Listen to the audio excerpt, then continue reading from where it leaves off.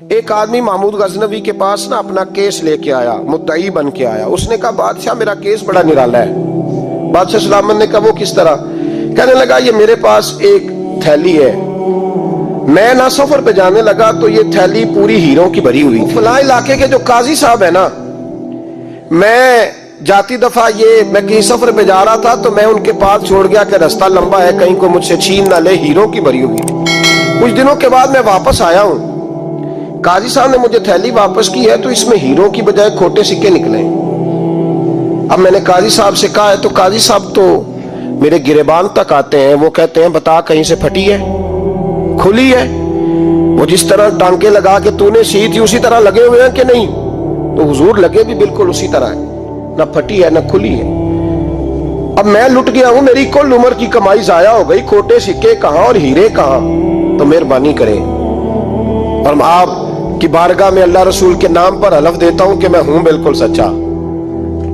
محمود غزنوی کہنے لگے تو جا، تھیلی چھوڑ جا، اور جب میں تجھے بلاؤں گا پھر دوبارہ آنا. شخص چلا گیا. محمود غزنوی اٹھے، دربار برخاست کیا، لوگوں سے کہنے لگے چلے جاؤ، میں 3 دن کے لیے سیر کرنے جا رہا ہوں، 3 دن کے بعد لوٹوں گا. اکیلے جب رہ گئے نا محمود دربار میں تو محبوب نے چھری منگائی.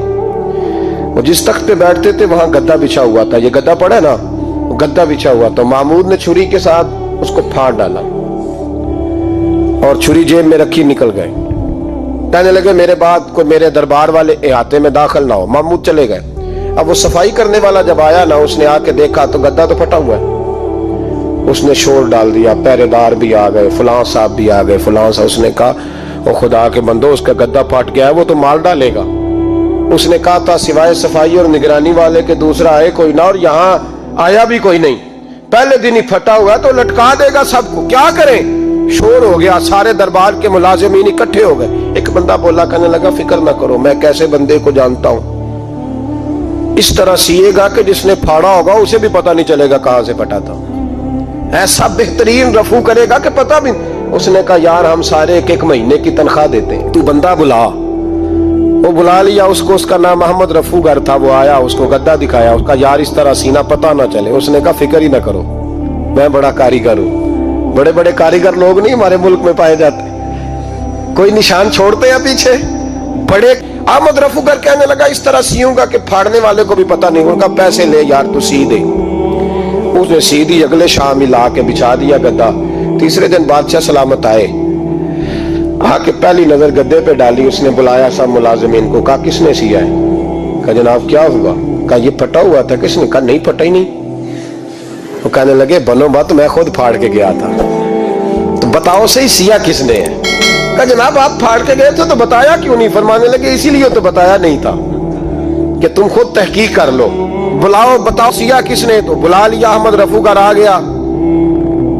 اس کو جب بلا کے سامنے بادشاہ کھڑا کیا، کہا بھئی تو نے سیا ہے؟ کہنے لگا حضور آپ کے سارے ملازم کٹھے ہو کے آئے تھے، میری غلطی کوئی نہیں. کہا نہیں یار تو بڑا کاریگر ہے، میں نے اپنے ہاتھ سے پھاڑا تھا پر مجھے بھی نہیں پتا چل رہا کہاں سے پھٹا تھا. اچھا یہ بتا یہ تھیلی جو ہے یہ بھی تو نے سی تھی؟ اس نے کہا جی آپ کے خادم کا ہی کارنامہ ہے، وہ فلانے علاقے کے قاضی صاحب آئے تھے، اس میں سے ہیرے نکال کے تو کھوٹے سکے بھرے تھے، تو مجھے بھی تھوڑا سا حصہ ملا تھا. محمود نے سارے گواہ بھی اکٹھے کر لیے، ثبوت بھی اکٹھے کر لیے. پھر قاضی کو بلایا، پہلے سارے ثبوت اور گواہ کیس حل کر لیا. پھر ہمارے ہاں یہ حال ہوتا ہے کہ مدعی 2-3 ہفتے کے بعد خود ہی ہاتھ باندھ جاتا ہے، کہنا تسی میری جان چھڈو، مجرم پھڑو پاوے نہ پڑھو. وہ کہتا ہے مجھے معافی دو، میں رہا. ظلم ہے نا، ظلم زیادتی ہے کہ جو بیچارہ اتنے سوال مجرم سے نہیں ہوتے جتنے مدعی سے ہوتے. آپ یقین کریں اتنے سوالات ہوتے. سارے ثبوت اکٹھے کر کے قاضی صاحب کو بلایا، تنہائی میں لے جا کے. محمود غزنوی نے کہا قاضی صاحب آپ سے غلطی ہو گئی، غریب آدمی تھا، وہ لوٹ گیا ہے، اس نے تو بڑی مشکل سے کچھ ہیرے جمع کیے تھے اور اس کی کل کائنات تھی، تو آپ اس کا مال اسے دے دیں، بات ختم. قاضی صاحب کہنے لگے آپ مجھ پہ الزام لگا رہے ہیں، سوال ہی نہیں پیدا ہوتا. آپ میری داڑھی دیکھیں، آپ میرا اعزاز دیکھیں، دنیا جانتی ہے میں اس تک. قاضی صاحب انسان بھول ہی جاتا ہے، بندہ بھول جاتا ہے، غلطی ہوگی. مال نے کہا نہیں سب کہا میں تنہائی میں پوچھ رہا ہوں، میں اس وقت پوچھ رہا ہوں جب دوسرا موجود کوئی نہیں. آج توبہ کر لے، میں کچھ نہیں کہوں گا، تو میری زبان پہ اعتبار کر، تجھے پتہ ہے میں جو کہتا ہوں اس پہ عمل بھی کرتا ہوں، باز آ جا. پر قاضی نے کہا نہیں میری غلطی کوئی نہیں، मामूद ने फिर भरे दरबार में बुला लिया। मजमा आम में मोहलत के दिनों में जो तौबा कर ले वो बच जाते हैं, लेकिन लोग रुस्वानियों के दिनों में फिर वापस लौटते हैं अगला घर देख के, फिर हालात और तरह के हो चुके होते हैं। जब भरे दरबार में काजी को बुलाया, भाई तू मानता है कि नहीं? उसने कहा नहीं। तो कहा बुलाओ अहमद रफूगर को।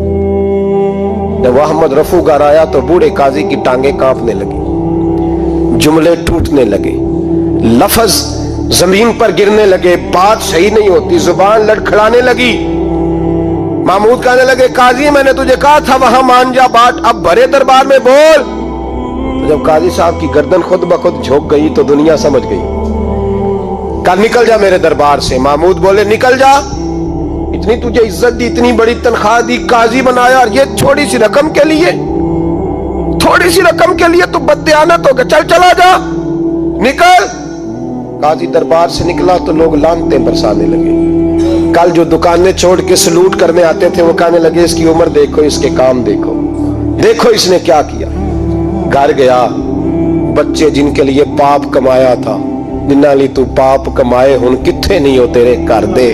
वो बच्चे कहने लगे अब्बा जी हम तो स्कूल मदरसा जाने के काबिल नहीं रहे, उम्मीद थी कि बीवी साथ देगी।